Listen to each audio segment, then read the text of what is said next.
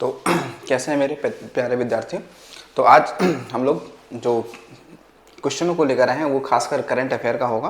और ये current affair का जो क्वेश्चन है ये आपका मार्च महीने का है। 25 क्वेश्चन है। तो मार्च के महीने के क्वेश्चनों को, जो करंट अफेयर क्वेश्चन है जो इम्पोर्टेंट हैं, उनको आपके सामने लाया गया है, जो कि एग्जाम में बेहतर आपको अंक दिला सकते हैं।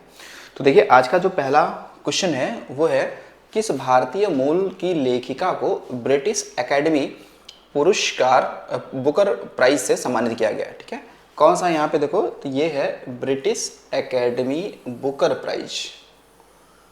ठीक है, ये किसे मिला है? क्या ये झुम्पा लाहिड़ी को मिला है? क्या नंदिनी दास को मिला है? साधिका नवाब शहर को मिला है? या दीक्षा ललित को मिला है? तो सही आंसर इसमें कौन सा है? नंदिनी दास। ठीक है, कौन है? नंदिनी दास। इनकी क्या है? एक पुस्तक है। ठीक है, इनकी एक बुक है, खासकर उस बुक के लिए मिला है। ठीक है, उस बुक के लिए मिला है। और वो बुक कौन सी है? तो है courting India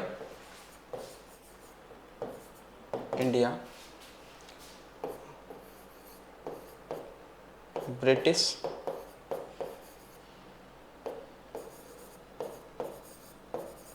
Mughal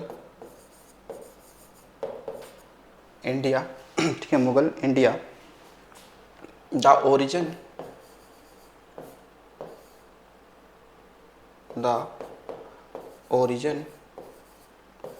of empire. The origin of empire.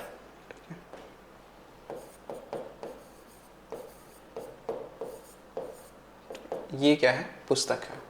तो इस पुस्तक के लिए इनको मिला है, देखो, कोर्टिंग इंडिया। ठीक है, courting India British Mughal India of origin, the origin of empire, इसके लिए मिला है। ठीक है, तो ये क्या है? भारतीय मूल की है, नंदिता दास। ठीक है, कौन है? नंदिता दास।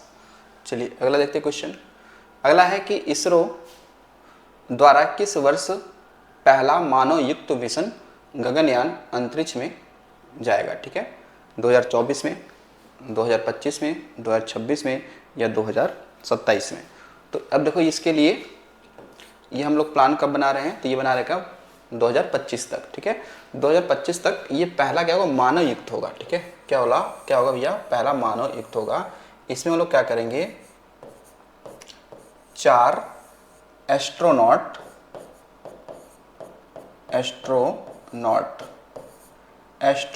का मतलब होता है अंतरिक्ष यात्री। ठीक है, अंतरिक्ष यात्री।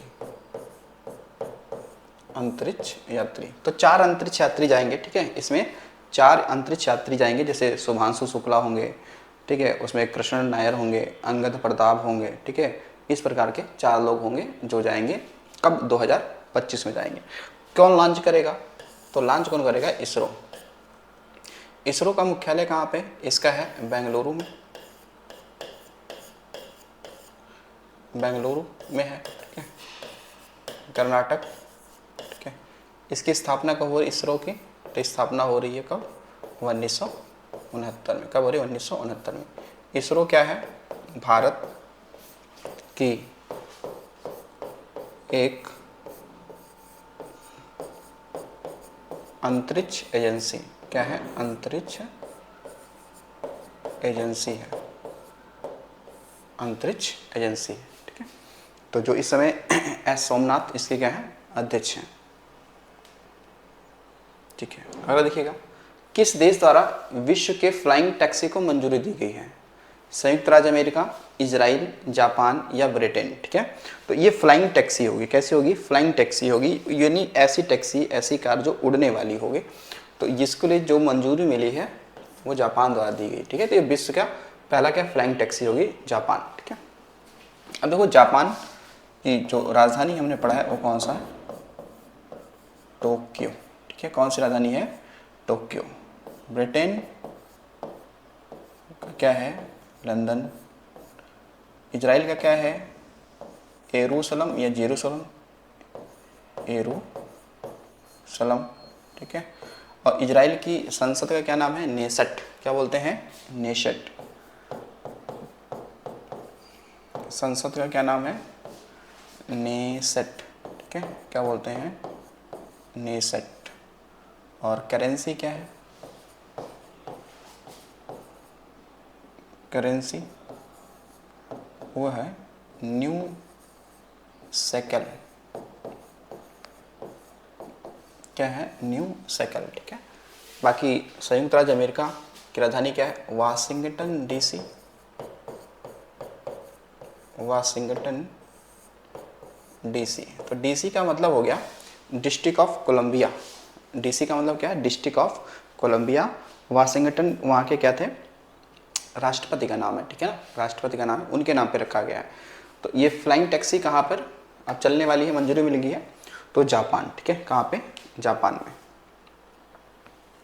अगला देखिएगा, निम्नलिखित में से किस देश के साथ वेनेजुएला का सीमा विवाद समाचार पत्रों की सुर्खियों में रहा है? ठीक है, तो ये मतलब कह सकते हैं विवाद दो देशों के बीच में लेके रहा है। तो दो देशों के बीच में रहा है, तो आप देखेंगे तो वो कौन सा हो जाएगा? गुयाना, ठीक है, कौन है? गुयाना, ठीक है। तो गुयाना और ये वेनेजुएला, ये कहाँ के देश हैं? ये सब देखेंगे आप, तो जो दक्षिण अमेरिका है वहाँ के देश हैं। तो वेनेजुएला और गुयाना की सीमाएं तो लगती हैं, तभी तो क्या होगा? विवाद होगा इनका। तो ये गुयाना में, ठीक है, के बीच में। अब देखो वेनेजुएला जो है, वेनेजुएला, तो वेनेजुएला में आप देखेंगे तो यहाँ पे हम लोग पता है कि यहाँ पे क्या है? विश्व का सबसे ऊंचा जलप्रपात है, विश्व का सबसे ऊंचा जलप्रपात, ठीक है, जिसका नाम क्या है? जिसका नाम होगा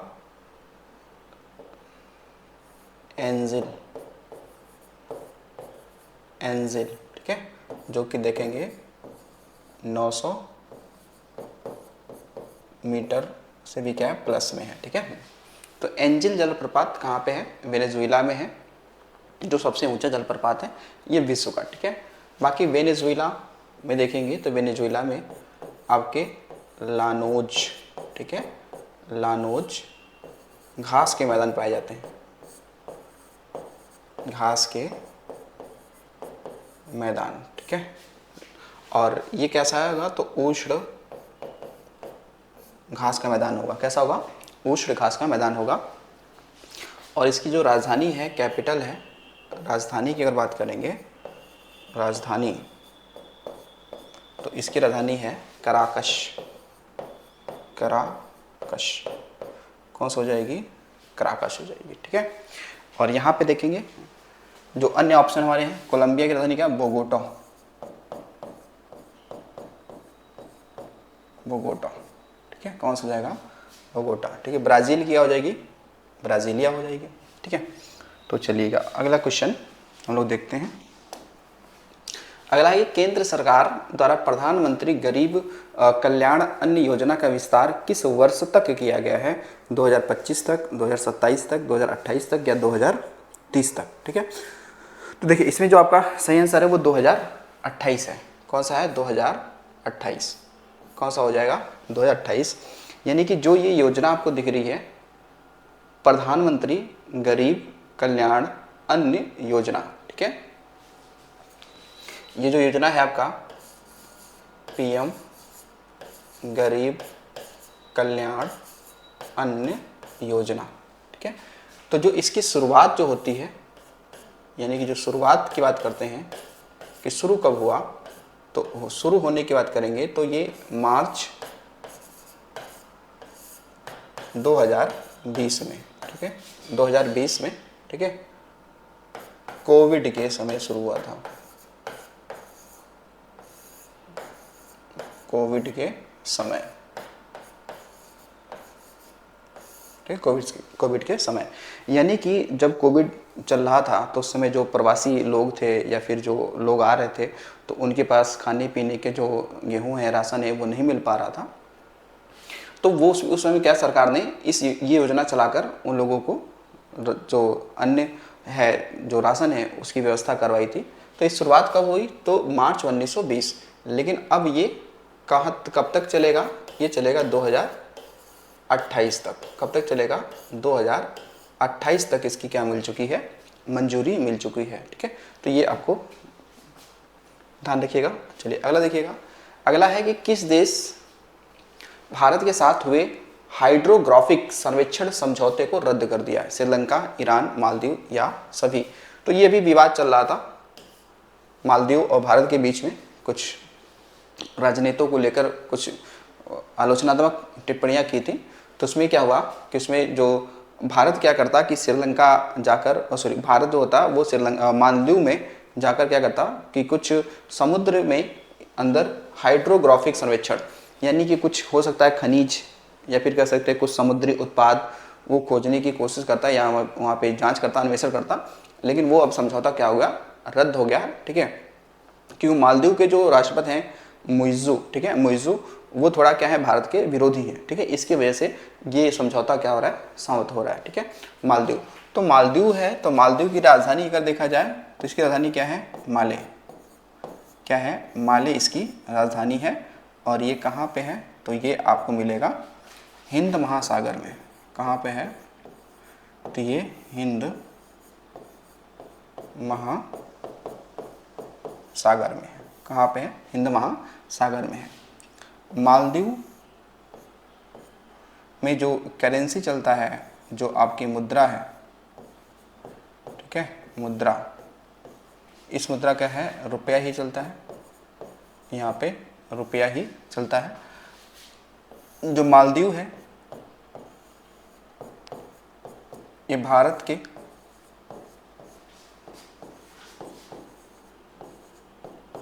लक्षद्वीप के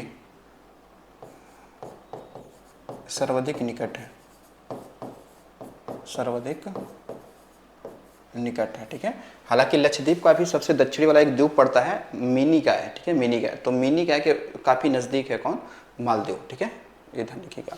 बाकी अगर यहाँ पे देखेंगे श्रीलंका, तो श्रीलंका को हम लोग अन्य भी नाम कहते हैं, इसे सिंघल द्वीप भी कहते थे पहले, सिंघल द्वीप, सिंघल द्वीप भी कहा हमने। ठीक है, तो ईरान तो अफ्रीका महाद्वीप का क्या एक देश है। ठीक है, जिसकी सॉरी जो ईरान है वो आपका क्या है? पश्चिमी एशिया का देश है। तो ईरान की राजधानी क्या है? तेहरान हो जाती है। और देखिएगा, हाल ही में किस देश को आसियान का 11वां सदस्य बनाने का निर्णय लिया गया? ठीक है, ताइवान, तिमोर लिस्ते, तुवालू या फिजी? ठीक है, तो देखिएगा ये इसे लिया गया कि तिमोर लिस्ते को, किसे लिया गया है? तिमोर लिस्ते को। ठीक है, तो तिमोर लिस्ते की जो राजधानी है वो है दिल्ली। क्या है? दिल्ली, दिल्ली। तो ये दिल्ली है, दिल्ली नहीं है। ठीक है, दिल्ली है राजधानी है। ठीक है, तो ये आसियान का 11वां क्या बन गया? सदस्य बन गया। ठीक है, जो ये आसियान है, आसियान, देखो यहाँ पे ई रहेगा ये। ठीक है, जो आसियान है, आसियान, इसकी स्थापना की बात करते हैं तो आसियान की स्थापना जो है ये कब होगी? तो 8 अगस्त 1967 को। ठीक है, तो स्थापना तो हालांकि कहीं और होता है, बेलग्रेड में होता है, लेकिन सॉरी इसकी स्थापना देखा जाए तो इसका जो मुख्यालय आसियान का जो हेड क्वार्टर है, हेड क्वार्टर वो है कहाँ पे? जकार्ता। जकार्ता कहाँ पे? इंडोनेशिया, इंडोनेशिया में है। और जकार्ता जो है वो जावा द्वीप पे है। कहाँ पे है? जावा द्वीप पे है। तो अगर ये सवाल बने कि जो आसियान है इसका मुख्यालय किस द्वीप पे है इंडोनेशिया के, तो जावा द्वीप पे हो जाएगा। ठीक है, टोटल इसमें कितने देश हो गए? टोटल हो गए 11। ठीक है, तो अब देखेंगे इसका फुल फॉर्म होता है association south east Asian nation. Full form क्या है? एसोसिएशन साउथ ईस्ट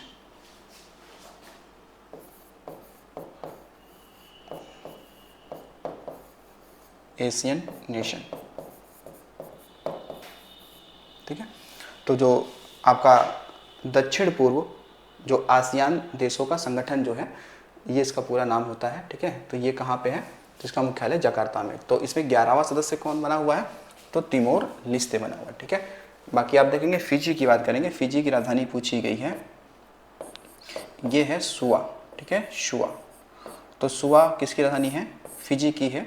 और फिजी क्या है, पैसिफिक ओशियन यानी कि प्रशांत महासागर में स्थित क्या है, एक द्वीपीय देश है जहाँ पे भोजपुरी हिंदी जैसी भाषाएं भी पर्याप्त मात्रा में बोली जाती हैं। अर्ली वार्निंग्स फॉर ऑल पहल किसके द्वारा शुरू किया गया, विश्व मौसम संगठन द्वारा, संयुक्त राष्ट्र द्वारा, ग्रीन पीस द्वारा या यूरोपीय संघ द्वारा, ठीक है, यूरोपीय संघ द्वारा। तो इसका सही आंसर कौन सा है, वो है संयुक्त राष्ट्र द्वारा, ठीक है। किस द्वारा, संयुक्त राष्ट्र द्वारा। तो जो संयुक्त राष्ट्र है, जिसे आप लोग यूएनओ भी कहते हैं, ठीक है, यूएनओ बोलते हैं इसको। तो इसका मुख्यालय, यूएनओ का मुख्यालय कहाँ पे है, तो इसका मुख्यालय अमेरिका में है, यानी कि न्यूयॉर्क में है, ठीक है, न्यूयॉर्क में हो जाता है, ठीक है। तो संयुक्त राष्ट्र जो संघ है, इसके पूछा गया, इसके क्या है, 6 अंग हैं, ठीक है। कितने अंग हैं, 6 अंग हैं, ठीक है। इसके कितने हैं, 6 अंग हैं, ठीक है। जबकि ग्रीन पीस क्या है, ग्रीन पीस इंटरनेशनल, ये क्या एक संगठन है जो पर्यावरण संरक्षण के लिए काम करती है। तो ग्रीन पीस का मुख्यालय हालांकि लंदन वाले क्षेत्र में है, ठीक है, लंदन वाले क्षेत्र में। यूरोपीय संघ का मुख्यालय आपका ब्रुसेल्स में है, बेलग्रेड वाले हिस्से में है। देखिए हाल ही में किस इमारत को दुनिया के 8वें इमारत के रूप में मान्यता दी गई है, ठीक है, दुनिया के 8वें इमारत, ठीक है। यानी 8वें इमारत मतलब ये अजूबा हो गया। जैसे हमने कहा कि दुनिया में क्या 7 अजूबे हैं, तो उन 7 अजूबों में देखा जाए 8वां अजूबे के रूप में किसे नामित कर लिया गया है, तो वो कौन सा है, ओंकर वाट मंदिर, ठीक है, ओंकर वाट मंदिर। तो ओंकर वाट मंदिर ये कहाँ पे है, तो ये है आपका कंबोडिया में, कंबोडिया में है, ठीक है। कंबोडिया कहाँ का देश है, तो ये आसियान का क्या है, एक सदस्य देश है, दक्षिण पूर्व एशिया का देश है, तो कंबोडिया। तो कंबोडिया की वैसे राजधानी अगर देखी जाए तो नोम पें है, ठीक है, नोम पें, ठीक है, ये है। और हालांकि मुद्रा यहाँ पे चलती है डोंग, ठीक है, नोम पेन है और मुद्रा चलती है डोंग, यहाँ पे मुद्रा चलती है क्या, डांग, ठीक है, ये मुद्रा चलती है यहाँ पे, ठीक है। अब देखिएगा जो ओंकार वाट का मंदिर है, ओंकार वाट का मंदिर, तो इसे देखा जाए तो 12वीं शताब्दी में, 12वीं शताब्दी में, ठीक है, सूर्य वर्मन, ठीक है, सूर्यवर्मन द्वितीय, सूर्यवर्मन, सूर्यवर्मन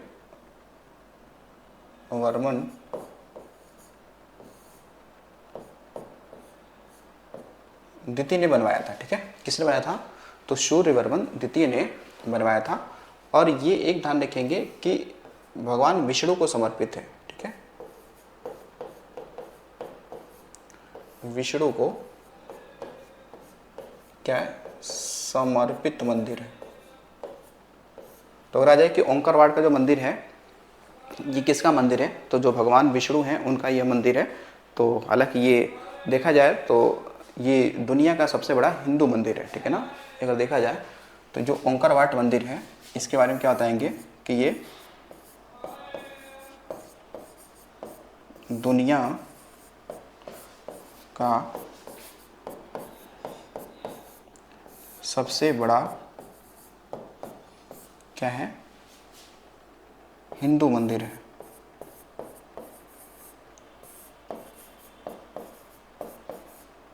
हिंदू मंदिर है, दुनिया का सबसे बड़ा हिंदू मंदिर है, ठीक है। चलिए अगला देखिएगा, अगला क्वेश्चन हमारा हो जाएगा कि गुट निरपेक्ष आंदोलन का 19वां शिखर सम्मेलन कहाँ आयोजित किया गया है, ठीक है। किस नंबर का है, तो ये है 19वें नंबर का। किस नंबर का है, ये है 19वें नंबर का। तो जो नॉन अलायंस जो आपका मूवमेंट है, वो उसका 19वां कहाँ हो रहा है, तो कंपाला में हो रहा है। कंपाला की राजधानी सॉरी ये उगांडा की राजधानी क्या है, कंपाला है, ठीक है, कंपाला, तो युगांडा में हो रहा है, ठीक है। तो ये जो गुट निरपेक्ष,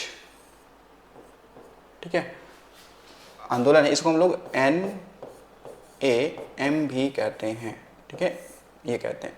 तो इसकी स्थापना कब होगी, तो इसकी जो स्थापना की बात करते हैं, स्थापना वो होती है कब, तो होती है 1961 में। कब होती है भाई, 1961 में होती है, ठीक है, 1961 में होती है। इसके अलावा देखेंगे गुट निरपेक्ष जो ये आंदोलन है, ये लगभग देखा जाए तो 120 देशों का क्या है, एक संगठन कह सकते हैं, एक संगठन है या मंच है, कितने, 120 देशों का, ठीक है।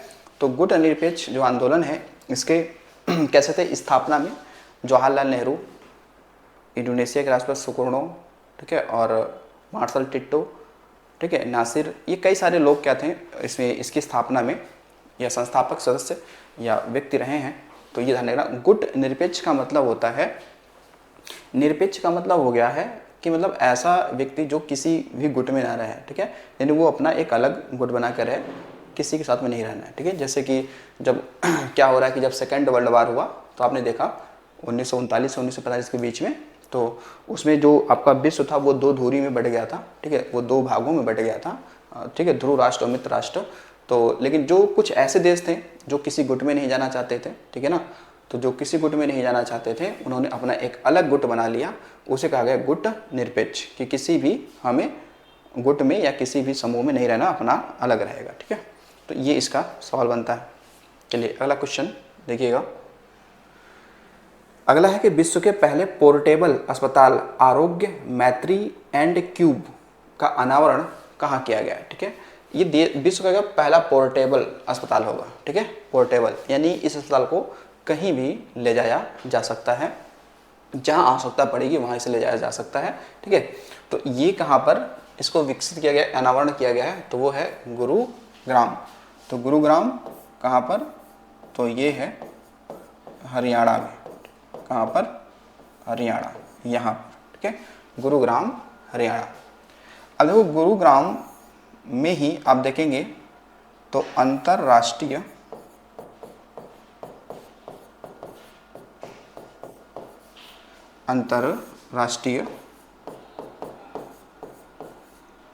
सौर गठबंधन यानी कि international solar alliance, international solar alliance का क्या है, मुख्यालय है।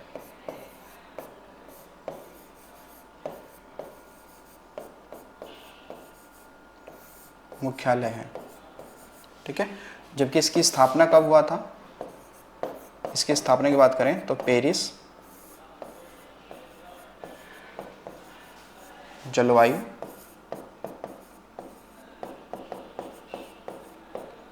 समझौता 2015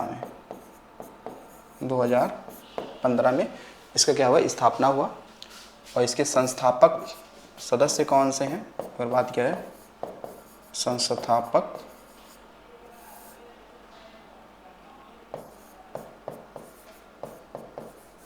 सदस्य की बात करें तो दो हैं, एक कौन है, तो एक है भारत और दूसरा देश है कौन सा, फ्रांस। दूसरा कौन सा है, फ्रांस। तो दो देश ने मिलकर इसकी क्या की स्थापना किया। और इसमें देखा जाए तो 110 से ज़्यादा क्या इसमें देश क्या बन चुके हैं, सदस्य बन चुके हैं। तो ये भी क्या अंतर्राष्ट्रीय संगठन है और इसका मुख्यालय कहाँ है, गुरुग्राम में है। और गुरुग्राम में देखा जाए तो यहाँ पर क्या पोर्टेबल अस्पताल का अनावरण किया गया है। और गुरुग्राम में ही पहला आपने देखा तो ग्रेन एटीएम लगाया गया था या अनाज एटीएम लगाया गया था, पहली बार गुरुग्राम में ही लगाया गया था, ठीक है। पहले इसे गुड़गांव कहते थे, इससे पहले क्या कहते थे, पहले इसका नाम क्या था, पहले नाम था गुड़गांव, ठीक है, गुड़गांव। लेकिन अब नाम क्या हो गया, गुरुग्राम हो चुका है। चलिए अगला क्वेश्चन देखिएगा। भारत का पहला पॉलीथीन कचरा बैंक कहाँ शुरू किया गया है, क्या ये तिरुवनंतपुरम में शुरू किया गया है, देहरादून में, इंदौर में या फिर चेन्नई में। देखो इसमें क्या है कि पॉलीथीन कचरा बैंक, ठीक है, यानी कि जो पॉलीथीन होती हैं ठीक है, जो कचरे के रूप में है, जो वेस्टेज के रूप में है, उनको आप इनको बैंक में क्या कर सकते हो, जमा करा सकते हो। ठीक है ना। तो ये कहाँ पर, तो ये है देहरादून में। ठीक है, ये देहरादून में खोला गया है या यहाँ पे शुरू किया गया है। ठीक है, तो ये एक आपके लिए इंपॉर्टेंट सवाल है। ठीक है, बाकी देखेंगे देहरादून को हम लोग क्या कहते हैं, लीची नगरी कहते हैं। लीची नगरी देहरादून में फेमस है भाई यहाँ की लीची। ठीक है, देहरादून। ठीक है, अब देखेंगे इंदौर, ये क्या सबसे स्वच्छ शहर है, सबसे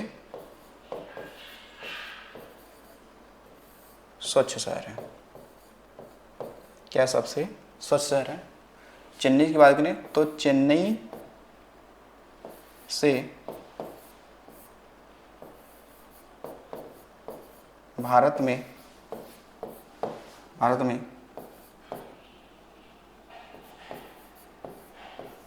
समुद्र तल से किसी की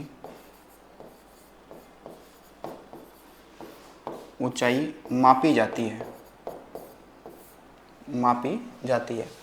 तो चेन्नई से ही क्या होगा, चेन्नई से क्या होगा कि भारत में जो समुद्र तल से यानी सी लेवल से हाइट मापी जाती है वो चेन्नई से ही मापी जाती है, क्योंकि चेन्नई में जो सी लेवल होता है वो इक्वल होता है। ठीक है, सी लेवल क्या होते हैं, वो बराबर होते हैं, इसलिए सी लेवल से ही मापा जाता है। ठीक है, बाकी तिरुवनंतपुरम ये कहाँ पे है, ये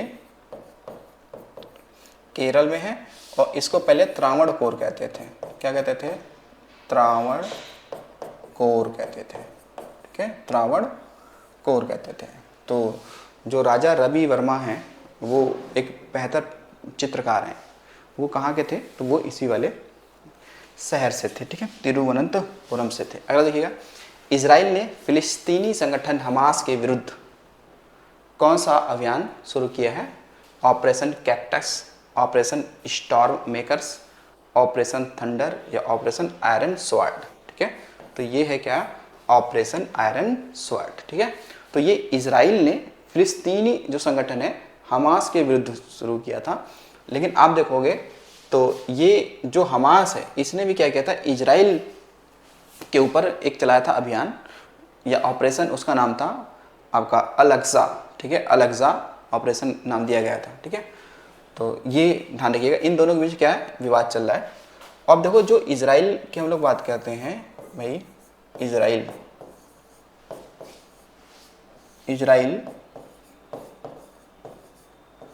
विश्व में क्या है, एकमात्र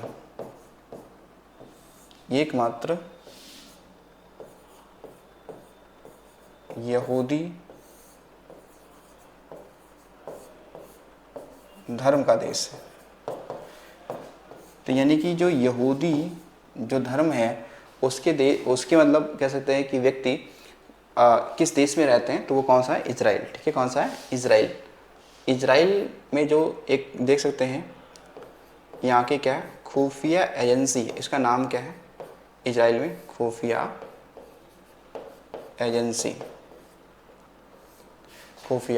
एजेंसी, इसका नाम होता है मोसाद। ठीक है, क्या है, मोसाद। कौन है, मोसाद। ठीक है, मोसाद। बाकी देखेंगे तो आयरन डोम पद्धति, जो एयर डिफेंस सिस्टम है, आयरन डोम पद्धति, वो कहाँ का है, इजराइल का है। ठीक है ना, इजराइल का। तो इजराइल में, ठीक है, एयर डिफेंस सिस्टम का नाम क्या है, जो इन्होंने विकसित किया है उसका नाम है आयरन डोम पद्धति। ठीक है, आयरन डोम सिस्टम। तो ये किसी भी मिसाइल को हवा में ही क्या कर सकती है, कर सकती है, ऊपर ही नष्ट कर सकती है। ठीक है, ऊपर ही क्या कर सकती है, ये नष्ट कर सकती है। चलिए अगला क्वेश्चन देखिएगा। अगला क्वेश्चन है आपका, कपास दिवस के अवसर पर कपड़ा मंत्रालय ने किस स्वदेशी ब्रांड को लॉन्च किया है, क्या वस्त्रम कस्तूरी काटन, काटन, भारत काटन, इनमें से कोई नहीं। तो सही आंसर क्या है आपका कस्तूरी काटन। ठीक है, कस्तूरी काटन। तो कस्तूरी काटन क्या है, एक क्या है कपड़ों का ब्रांड है जो भारत सरकार द्वारा ये शुरू किया गया है या इसको बनाया गया। ठीक है, तो कस्तूरी काटन ये क्या है आपका, तो ये प्रकार का क्या है आपका कपड़ों का एक ब्रांड है। ठीक है, तो अब देखिएगा कपास जो हम लोग बात करते हैं, कपास। ठीक है, कपास को हम लोग अगर देखा जाए तो कपास की सर्वाधिक जो खेती है, सर्वाधिक या उत्पादन की बात करें तो कौन सा राज्य करता है, तो ये करता है गुजरात। कौन करेगा, गुजरात करता है। ठीक है, इसके बाद में महाराष्ट्र आ जाता है। ठीक है, कपास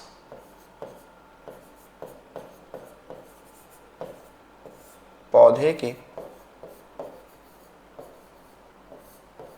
फल वाले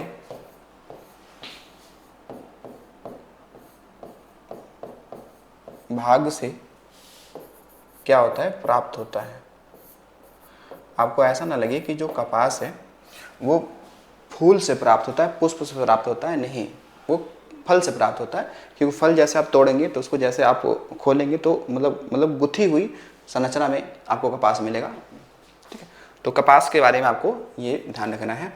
तो कपास की खेती सबसे अधिक कहाँ होती है, हमारे गुजरात वाले क्षेत्र में, फिर महाराष्ट्र में, यूपी में भी होती है, जो रुहेलखंड क्षेत्र और बुंदेलखंड, इन दोनों में कपास की खेती होती है। तो ये आपको थोड़ा ध्यान रखना है। कपास को हम लोग गोल्डन फाइबर भी कहते हैं। ठीक है ना। किस राज्य के वेरीनाग चाय को जीआई टैग दिया गया है, हिमाचल प्रदेश, उत्तराखंड, असम या पश्चिम बंगाल। तो सही आंसर क्या है, सही आंसर है उत्तराखंड। ठीक है, जीआई टैग। जो आपका जीआई होता है, जो आपका जीआई है, इसका फुल फॉर्म होता है जियोग्राफिकल इंडिकेटर। क्या होगा, जियोग्राफिकल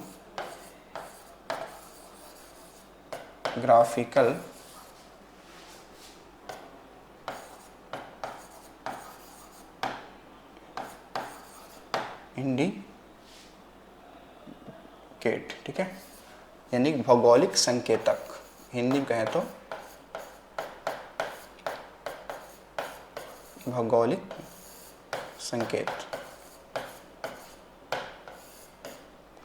ये हो। ठीक है, तो जीआई जो कह सकते हैं, अगर एक्ट की बात करेगा तो ये एक्ट कब आया, तो 1999 में। ठीक है, जबकि जीआई टैग ये लागू होने की बात करेंगे तो लागू हुआ कब, 2003 में। जीआई टैग फर्स्ट टाइम 2004 में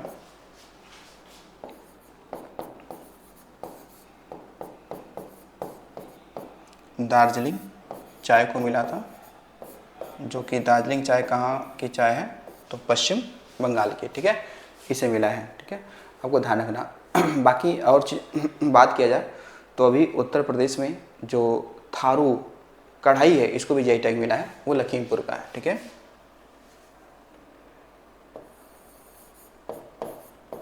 थारू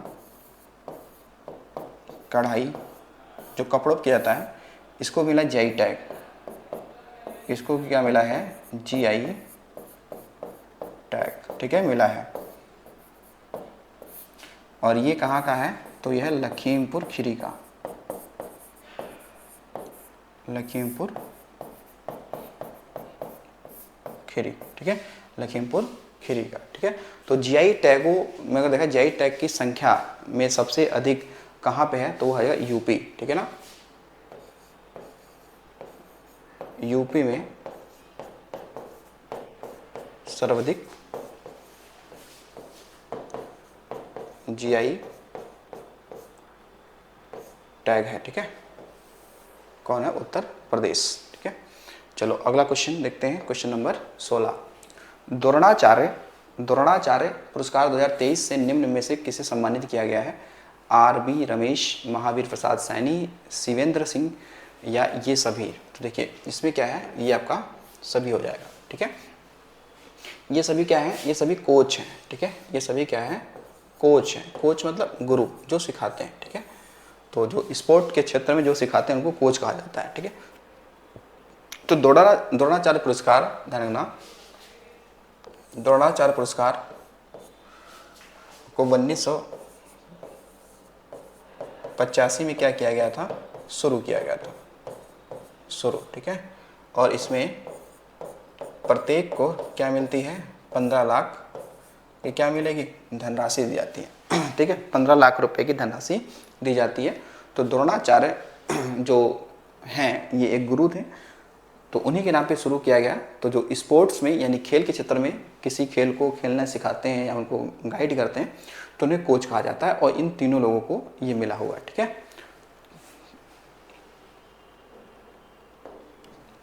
अब देखिएगा, 81वें गोल्डन ग्लोब अवार्ड्स कॉमेडी या म्यूजिकल वर्ग में सर्वश्रेष्ठ पुरस्कार निम्नलिखित किसे मिला है, एयर को, पुअर थिंग्स को, दी होल्ड ओवर्स या बार्नी को। तो सही आंसर कौन सा है, वो है कौन सा, पुअर थिंग्स, ठीक है। क्या है, पुअर थिंग्स यानी कमजोर विचार, ठीक है।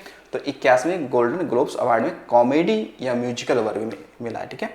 वैसे अगर ड्रामा में देखा जाएगा कि कैटेगरी तो कई सारे होती हैं, ठीक है। अगर वर्ग देखा जाए तो इसमें जो आपका ड्रामा फिल्म का सर्वश्रेष्ठ अवार्ड किसे मिला, तो ओपेनहाइमर, ठीक है। किसे मिला है, ओपेनहाइमर को मिला है। किसे मिला है, तो ओपेनहाइमर को मिला है, ठीक है। और आपने देखा कि अभी जो कुछ दिन पहले ऑस्कर अवार्ड मिला था, तो उसमें सर्वश्रेष्ठ ऑस्कर अवार्ड जो 2024 में दिया गया था उसमें किस मूवी को मिला था, सर्वश्रेष्ठ मूवी का अवार्ड, तो ओपेनहाइमर को मिला था, ठीक है। ओपेनहाइमर को मिला था। बाकी अगर देखा जाए कि इस कैटेगरी में देखा जाए तो ड्रामा फिल्म हो गया। अगर देखा जाए यहाँ पे डायरेक्टर यानी निदेशक के रूप में किसे मिला है, निदेशक, तो निदेशक वही है जो ओपेनहाइमर के जो मूवी बनाई है वो क्रिस्टोफर नोलन, क्रिस्टोफर कौन है, नोलन, ठीक है, ये है, ठीक है। तो इनको भी ऑस्कर अवार्ड मिला है बेस्ट डायरेक्टर का, और इन्हीं की मूवी कौन सी, ओपेनहाइमर, इसको भी क्या मिला है, ऑस्कर अवार्ड मिला है सर्वश्रेष्ठ मूवी का, ठीक है। लेकिन यहाँ पे ड्रामा फिल्म में मिला है और यहाँ पे इनको निदेशक के रूप में भी मिला है, ठीक है। स्वच्छता सर्वेक्षण 2023 में 1 लाख से कम जनसंख्या वाले 3,970 शहरों में से पहला पुरस्कार किस शहर ने जीता है, ठीक है। सासवड़ महाराष्ट्र, पाटन छत्तीसगढ़, लोनावाला महाराष्ट्र, दतिया मध्य प्रदेश। तो इसमें सही आंसर कौन है, सासवड़ महाराष्ट्र, ठीक है। सासवड़ महाराष्ट्र इसे मिला है, ठीक है। सासवड़ महाराष्ट्र इसको मिला है, ठीक है। कि में 1 लाख से कम जनसंख्या में ये मिला है, सासवड़ महाराष्ट्र को मिला है, ठीक है। चलिए अगला देखिएगा। अगला है कि समाजवादी नेता और बिहार के पूर्व मुख्यमंत्री कर्पूरी ठाकुर को भारत रत्न से किस वर्ष सम्मानित किया गया है, ठीक है। तो ये किया गया कब, 2024 में, ठीक है। कब, 2024 में, ठीक है। तो 2024 में कर्पूरी ठाकुर के 100वीं जयंती पर, ठीक है, 100वीं जयंती पर ये दिया गया, ठीक है। तो इनका जन्म हुआ था 1924 में, ठीक है। तो 2024 में कितना हो गया, 100वीं जयंती हो गई, तो इस पर दिया गया। और कर्पूरी ठाकुर जन नायक के नाम से ये क्या थे, तो ये प्रसिद्ध हैं, ठीक है। क्या है, प्रसिद्ध है ये, ठीक है। तो ये बिहार के पूर्व मुख्यमंत्री और उप मुख्यमंत्री हालांकि दोनों रह चुके हैं, ठीक है। तो वहाँ पे इनको मिला है। और इस 2024 में देखा जाए तो कुल 5 लोगों को क्या मिला है, कुल 5 लोगों को भारत रत्न मिला है, ठीक है। इतने लोगों को भारत रत्न मिला। और ये इनको मिला क्या, मरणोपरांत मिला है। कैसे मिला है, तो मरणोपरांत मिला है, मरणोपरांत मिला है। तो इस बार कितने लोगों को मिला भारत रत्न? इस बार मिला है भाई 5 लोगों को। कितने लोगों को? 5 लोगों को, जिसमें से आप देखो एक तो कर्पूरी ठाकुर हो गए, ठीक है। फिर दूसरे अगर देखा जाए तो आपको यहाँ पे चौधरी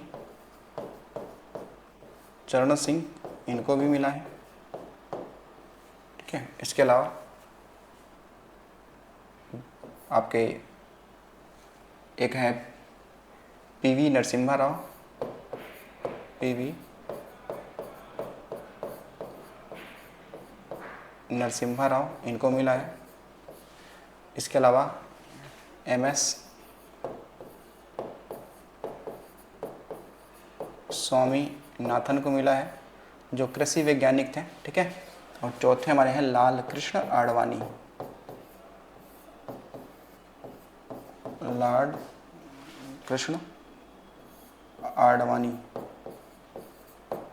आडवाणी, तो इनको मिला है जीवित अवस्था में, ठीक है। बाकी 4 लोगों को कैसे मिला है? मरणोपरांत मिला है। तो आप देखेंगे तो चौधरी चरण सिंह ये यूपी के सीएम थे और साथ में ये पीएम भी थे, आगे चलकर बने, ठीक है। तो ये चौधरी चरण सिंह यूपी के सीएम, आगे चलकर क्या बने? तो ये पीएम भी बने, ठीक है। आगे चल के क्या बने? ये पीएम भी बने।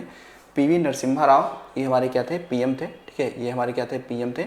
एमएस स्वामीनाथन एक कृषि वैज्ञानिक थे, जिन्होंने क्या किया था? हरित क्रांति की शुरुआत की थी भारत में, ठीक है। और हरित क्रांति की शुरुआत भारत में की थी, लेकिन ये किस क्षेत्र में ज़्यादा प्रभावित हुआ? तो देखा आपने, पंजाब, हरियाणा और पश्चिमी यूपी में ये ज़्यादा प्रभावित या प्रभाव पड़ा हरित क्रांति का, ठीक है। तो 2024 में कितने लोग मिला है? 5 लोगों को मिला है। और जो भारत रत्न है वो आप सबको पता है कि ये क्या है? इसमें कोई पैसा नहीं दिया जाता है, कोई राशि नहीं जाती है। इसमें क्या होता है? एक क्या होगा आपका प्रशस्ति पत्र होता है, और एक आपका पीपल के पत्ते पर कुछ संरचनाएं बनी होती हैं, वो दिया जाता है, ठीक है। तो इसकी शुरुआत कब हुई थी? फर्स्ट टाइम तो 1954 में, ठीक है। तो 1954 में कितने लोगों को दिया गया था? 1954 में 3 लोगों को दिया गया था। उन 3 लोगों में देखा जाए तो सी राजगोपालाचारी, ठीक है, आपके सीवी रमन और आपके सर्वपल्ली राधा कृष्णन थे। तो उन तीनों में भी सबसे पहले किसे मिला था? तो जो सर्वपल्ली राधाकृष्णन है उनको मिला था। और सर्वपल्ली राधाकृष्णन भारत के पहले उपराष्ट्रपति, या फिर कह सकते हैं कि लोकसभा जो आपका राज्यसभा है उसके सभापति के रूप में भी ये निर्वाचित हुए थे, ठीक है। तो सर्वपल्ली राधाकृष्णन उपराष्ट्रपति बनने से पहले ये रूस के क्या थे? राजदूत थे। अब देखिएगा, दक्षिण कोरियाई कंपनी सैमसंग इस वर्ष से भारत में लैपटॉप का उत्पादन प्रारंभ करने जा रही है। यह उत्पादन कहाँ प्रारंभ करने की कंपनी की योजना है, ठीक है। गिफ्ट सिटी गांधीनगर, सूरत, नोएडा, गुरुग्राम। तो इस सही आंसर क्या है? नोएडा। नोएडा कहाँ पर? तो यूपी में, ठीक है, यूपी में। यानी कि अब सैमसंग कंपनी हमारे उत्तर प्रदेश के नोएडा शहर में अपनी कंपनी स्थापित करेगी और वहाँ से लैपटॉप का क्या करेगी? वो उत्पादन शुरू करेगी, ठीक है। तो दक्षिण कोरियाई, ठीक है, दक्षिण कोरिया जो देश है, देखिएगा दक्षिण कोरिया, दक्षिण कोरिया, तो दक्षिण कोरिया की जो राजधानी है वो कौन सी है? तो वो है सियोल, ठीक है, सियोल ये राजधानी है। और यहाँ पे मुद्रा कौन सी चलती है? वो है वॉन, ठीक है। मुद्रा कौन सी है? तो मुद्रा चलती है वान। तो दक्षिण कोरिया में मुद्रा कौन चलती है? वान चलती है। राजधानी क्या है? सियोल है, ठीक है, सियोल। तो ये आपको विशेष रूप से ध्यान रखना है। तो ये कहाँ पे? तो ध्यान रखिएगा यूपी में, ठीक है। नोएडा में हो रहा है, ना कि ग्रेटर नोएडा में हो रहा है, ठीक है। कहाँ पर हो रहा है? नोएडा में हो रहा है, ना कि ग्रेटर नोएडा में हो रहा है। चलिए अगर देखिएगा, अगला क्वेश्चन है कि अयोध्या में राम मंदिर में स्थापित राम लला की मूर्ति के शिल्पकार कौन थे? अरुण योगीराज, सुदर्शन शेट्टी, अनाकोल मित्रा, प्रमोतेश दास।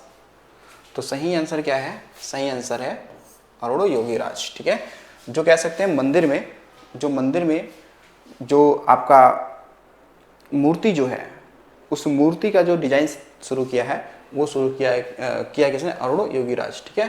तो जो रामलला की मूर्ति है, ये जो मूर्ति है, ये ध्यान रखना है कि ये पवित्र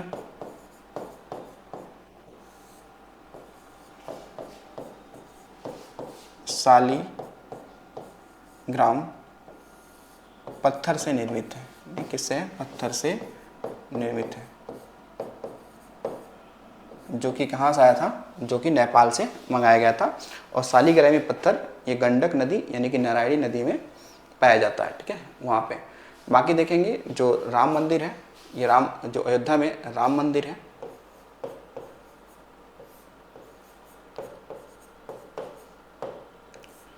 जो अयोध्या में ये राम मंदिर है, इसकी हाइट देखेंगे तो ये 161 फीट है।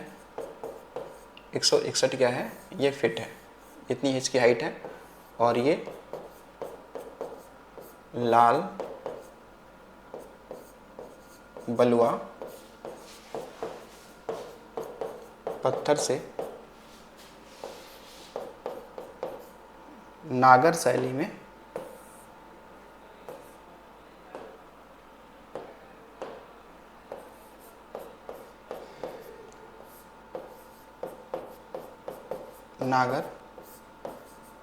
ये क्या है? डिज़ाइन है।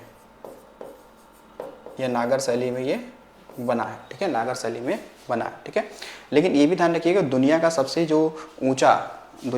ऊंचा जो राम मंदिर बनाया जा रहा है वो ऑस्ट्रेलिया के पर्थ में बनाया जा रहा है, जो कि लगभग 721 फीट के आसपास में है, ठीक है। तो अगर ये हो कि दुनिया का सबसे ऊंचा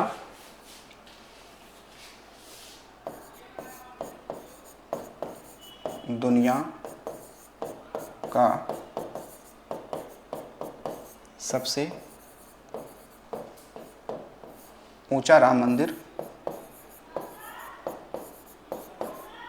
मंदिर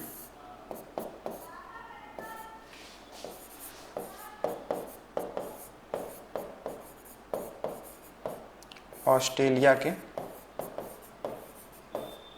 पर्थ में बन रहा है। और ये लगभग 721 फीट के आसपास में ये मंदिर बनाया जा रहा है। ये तो 161 ही है, लेकिन यहाँ पे 721 है, ठीक है, तो ये ध्यान रखिएगा। चलिए अगला क्वेश्चन हम लोग देखते हैं।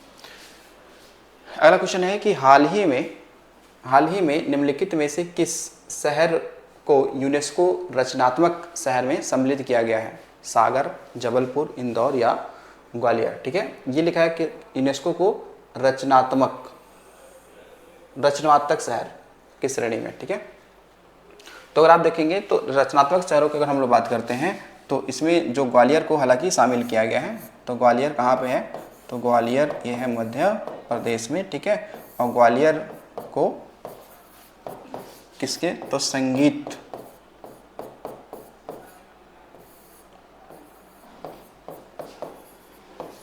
के क्षेत्र में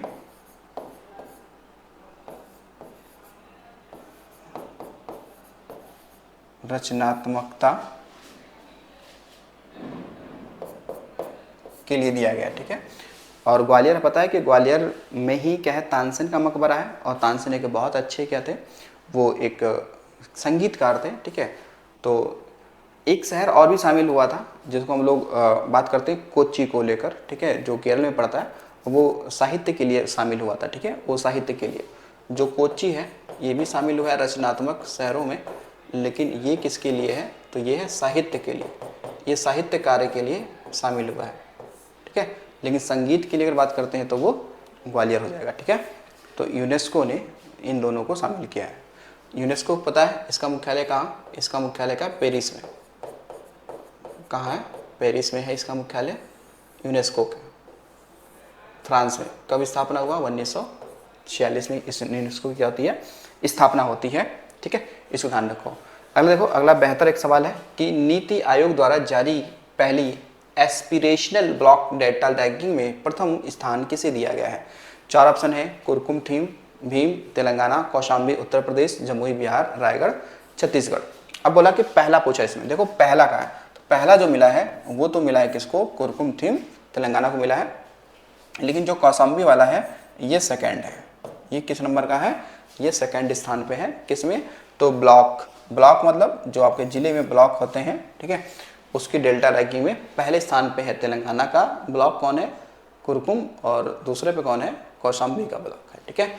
अब यहाँ पे एक चीज़ आई है, कौन सी? नीति आयोग। तो पूछ लेगा कि ये ब्लॉक डेल्टा रैंकिंग कौन जारी करता है? तो नीति आयोग करता है। ठीक है, कौन करता है? नीति आयोग। नीति आयोग। अब देखो नीति आयोग का क्या है अपना ना, एक फुल फॉर्म है नेशनल इंस्टीट्यूट ऑफ ट्रांसफार्मिंग। ठीक है ना, क्या है? National institute of transforming. ठीक है, तो नेशनल इंस्टीट्यूट ऑफ ट्रांसफार्मिंग, इसकी स्थापना कब होती है? तो होगी 1 जनवरी 2015 को। किसकी जगह पे? योजना आयोग की जगह पर। ठीक है, तो नीति आयोग क्या है? एक थिंक टैंक है। और नीति आयोग की बात करते हैं तो अध्यक्ष के रूप में कौन होते हैं? तो ये हमेशा पीएम ही होते हैं, यानी जो पीएम होगा वही इसका क्या बन जाएगा? अध्यक्ष बन जाएगा। ठीक है, वही इसका क्या बन जाएगा? अध्यक्ष बन जाता है। ठीक है, तो नीति आयोग एक क्या है? एक थिंक टैंक है, यानी केवल ये सोचने का कार्य करेगा और आपको बताएगा कि आपको क्या करना है और क्या नहीं करना है। तो ये नीति आयोग ने क्या जारी किया है? ब्लॉक डेल्टा रैंकिंग जारी कर दिया है। तो नीति आयोग कब बन रहा है? 2015 में बन रहा है। हमने क्या बताया? नीति आयोग का फुल फॉर्म क्या है? तो नेशनल, ठीक है, क्या होगा? National institute transforming of India. क्या है? Transforming of India. ठीक है, तो इसको आपको ध्यान रखिएगा। चलिए अगला सवाल देखते हैं। अगला है समक्का सरक्का केंद्रीय जनजाति विश्वविद्यालय कहाँ स्थापित किया गया है? 4 ऑप्शन आपके सामने हैं। ठीक है, क्या वो तेलंगाना में किया गया है, क्या आंध्र प्रदेश में किया गया, हिमाचल प्रदेश में, या छत्तीसगढ़ में? ठीक है, तो देखिए ये कहाँ पे किया गया है? ये आपका है तेलंगाना में। ठीक है, कहाँ पे है? तेलंगाना में है। तो इसमें देखेंगे ये जो ये समक्का सरक्का, ये माँ और बेटी हैं, उनका नाम है। ठीक है, सरक्का और समक्का और सरक्का देखेंगे ये माँ और बेटी हैं। तो इन्होंने जनजाति जो समुदाय है उसके लिए उन्होंने काफ़ी ज़्यादा वर्क किया है, काम किया है। तो उसके लिए, ठीक है ना, इनके नाम के सम्मान के लिए तेलंगाना सरकार ने क्या किया है? तेलंगाना में क्या किया है कि केंद्रीय जनजातीय विश्वविद्यालय खोला गया। देखो ये केंद्रीय है, कैसा? केंद्रीय। कहाँ खुल रहा है? तेलंगाना में खेल रहा है। ठीक है, कहाँ खुला? तेलंगाना में खोला जा रहा है। ठीक है, इसके अतिरिक्त आप देखिएगा जो सवाल बन सकता है, तो तेलंगाना की राजधानी क्या है? हैदराबाद है। कौन है? हैदराबाद है। तो तेलंगाना की राजधानी कौन सी है? हैदराबाद है। आंध्र प्रदेश की राजधानी अगर बात करें तो वर्तमान में अब हो गई है विशाखापट्टनम। ठीक है, पहले अमरावती थी लेकिन बाद में अब विशाखापट्टनम कर दिया गया। अगला क्वेश्चन है यूनेस्को की अमूर्त यानी इंटेंजिबल, यूनेस्को की अमूर्त सांस्कृतिक विरासत सूची में शामिल होने वाला भारत का 15वां धरोहर कौन सा है? ठीक है, राम लीला है, क्या दुर्गा पूजा है, क्या गरबा है, क्या कुंभ मेला है? ठीक है, तो 15वें नंबर का पूछा है ना, यानी कि वो है कौन सा? गरबा। तो गरबा लोक नृत्य कहाँ का है? तो देखो, तो गरबा जो क्या है आपका एक लोक नृत्य है। कहाँ का? तो ये है गुजरात का। ये कहाँ का है? गुजरात का। ठीक है, तो इसे शामिल कर लिया गया है। लेकिन अब देखो जो कुंभ मेला दुर्गा पूजा बात करते हैं, तो देखिए तो जो दुर्गा पूजा है ये किस नंबर का है? ये है आपका 14वें नंबर का है। इसे 2017 में शामिल किया गया था। ठीक है, जो कुंभ मेला है ये 13वें नंबर का है और इसे 2016 में शामिल किया गया था। बाकी रामलीला की हम लोग बात करते हैं तो रामलीला को भी शामिल किया गया है, अमूर्त धरोहर सूची में शामिल किया गया है। तो ये जो आपका यूनेस्को, मैंने आपसे बताया कि जो यूनेस्को संस्था है, यूनेस्को ये 2 प्रकार की सूची जारी करती है। कौन कौन सी? एक तो कौन सी है? मूर्त वाली, मूर्त, और ये कौन सा है? अमूर्त। तो मूर्त वाले में भारत के कितने शामिल हैं? तो 15 शामिल हैं। और मूर्त वाले में कितने शामिल हैं? तो 42 शामिल हैं। कितने शामिल हैं? 42 शामिल हैं। ठीक है, तो इन 42 में देखेंगे तो जो लेटेस्ट वाला है 42वें नंबर का, कौन सा 42वें नंबर का है? वो कौन सा है? होयलेश्वर मंदिर। ठीक है, होयलेश्वर होयलेश्वर मंदिर समूह। तो इसमें 3 मंदिर हैं, इसलिए समूह हो गया। लेकिन है कहाँ पर ये? तो है कर्नाटक में, 42वें नंबर का है। ठीक, और बाकी 41वें नंबर का कौन सा हो जाएगा? तो वो हो जाएगा शांति निकेतन। ठीक है, जो कि कहाँ पे है? आपका पश्चिम बंगाल में है। ठीक, तो ये आपके क्या हो गए? यूनेस्को द्वारा ये 2 सूची जारी की जाती है। कौन सी? मूर्त वाली, एक अमूर्त। अमूर्त मतलब होता है जो दिखे ना, यानी इंटेंजिबल, जिसे केवल देखा जा सकता है। ठीक है, छुआ नहीं जा सकता, वो वाले। तो ये आपके हो गए सारे। ठीक है, तो आज के कितने 25 क्वेश्चन हम लोग क्या किया है? करंट अफेयर को देखा है।